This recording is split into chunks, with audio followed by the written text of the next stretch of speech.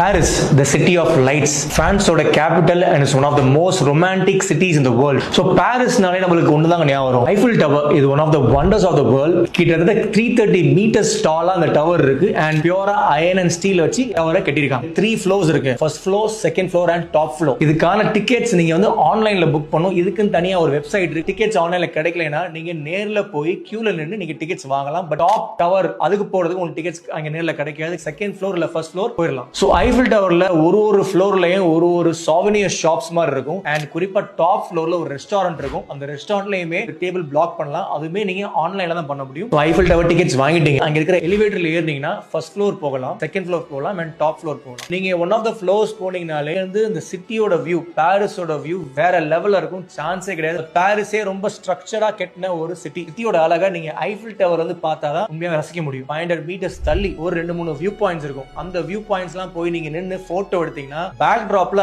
Eiffel tower சும்மா அவ்வளவு அழகா தெரியும். சோ கண்டிப்பான முறையில் அந்த வியூ பாயிண்ட்ஸ் மிஸ் பண்ணிடாதீங்க.